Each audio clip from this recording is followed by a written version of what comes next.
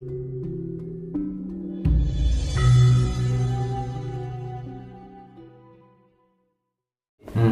dia berpikir berhubungan seperti itu.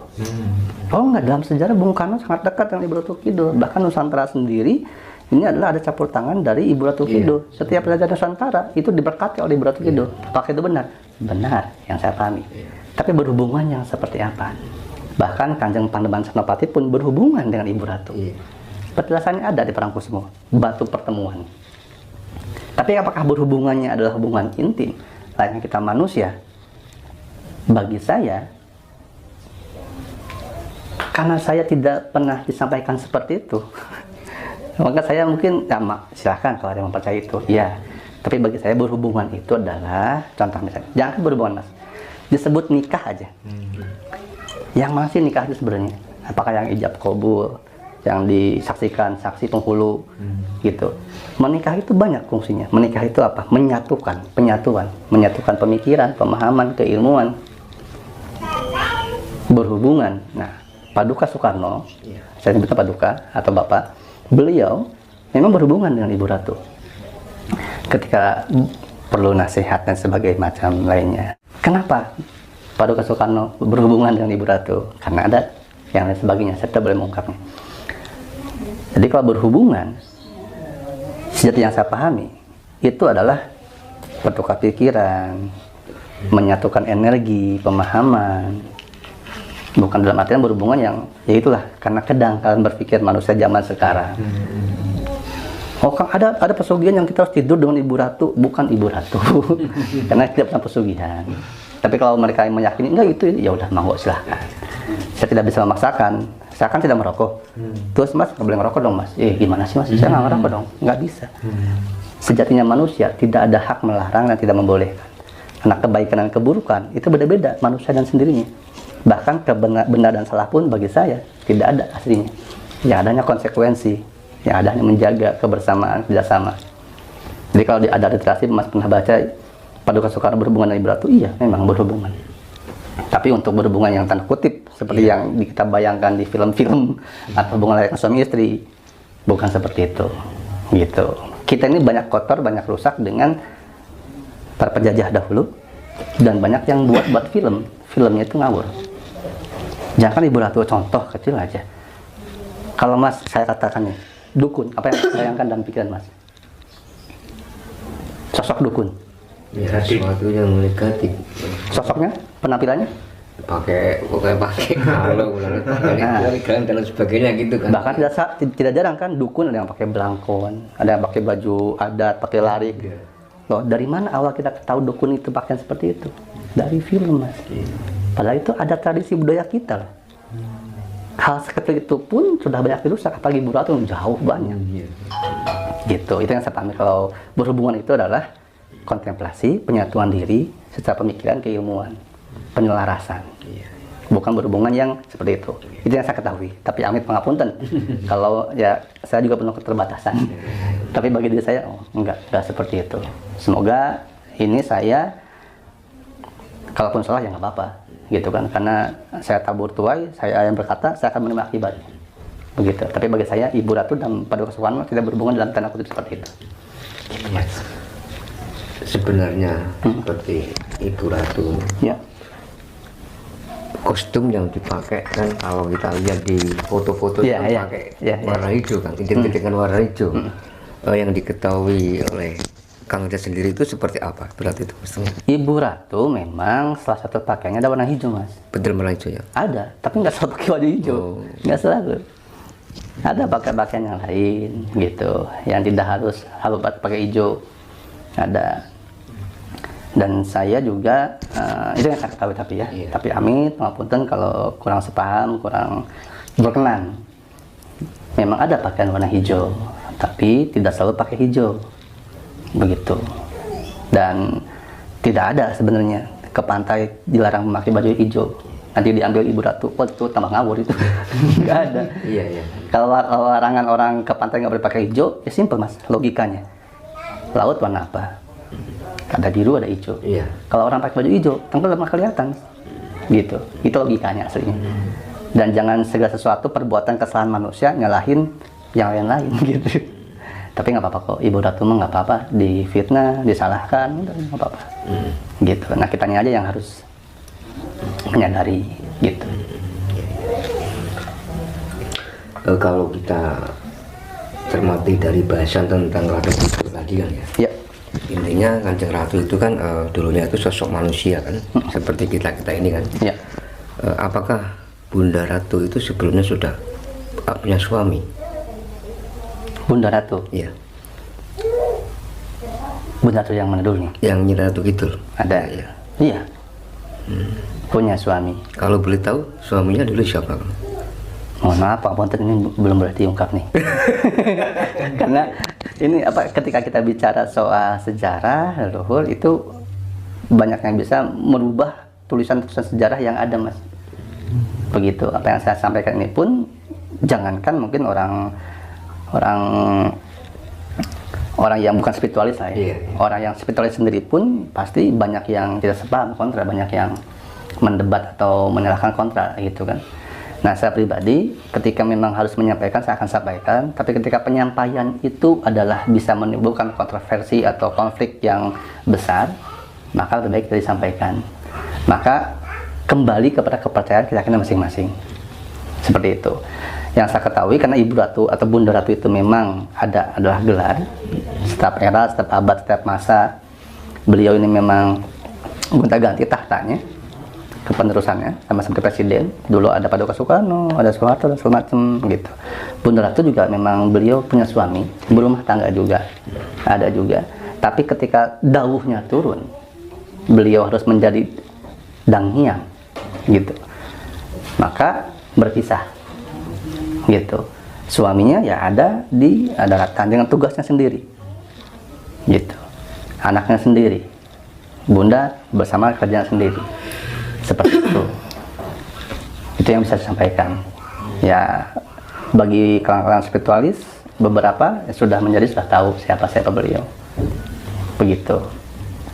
Makanya tidak ada salahnya kalau disebutkan kita hampir semua keturunan dari Ibu Ratu, hampir semua. Sama seperti siapa sih keturunan Prabu Siliwangi? Ya semuanya kita. Karena Prabu Siliwangi itu kalau kita bicara sama, Prabu Siliwangi yang mana? Karena banyak. Kalau Sri Baduga Maharaja Jayadewata, sang pemanah rasa, itu istrinya aja ada 150-an lebih kan. Dan tersebar di seluruh Nusantara gitu. Jadi ya gitu. Seperti itu, Mas.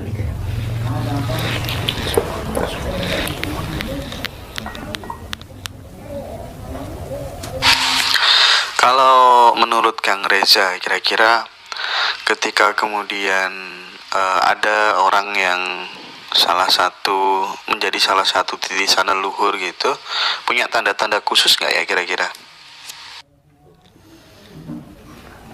Apakah seorang titisan memiliki tanda-tanda tertentu? Iya. Tandanya pasti ada. Ada tanda secara lahir, ada tanda secara batin. Secara batiniah hanya orang-orang tertentu yang bisa menyaksikan atau melihat, mengenali. Karena tidak semua orang bisa melihat. Bahkan orang-orang yang tadi supranatural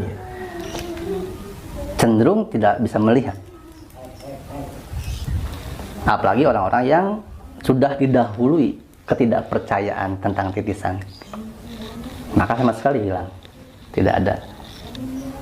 Nah, tandanya itu ada secara batin, secara lahir. Secara lahiriah, sebentar, saya harus ini dulu. Apa yang boleh saya sampaikan nanti tidak, gitu. Karena ini informasinya bahaya juga, Mas. Karena kalau ada yang menyaksikan ini dari pihak luar, pihak musuh yang sedang mencari-cari manusia titisan, wah repot. Ibaratnya kalau kita tuh mau panen padi, kita baru nanam padinya nih, ngumpulin, terus dikasih tahu di mana padinya, tempat nanam padi itu sebelah sana, dirusak, diganti jadi pohon sawit, gitu. Misalnya gitu. Nah sama, titisan pun seperti itu.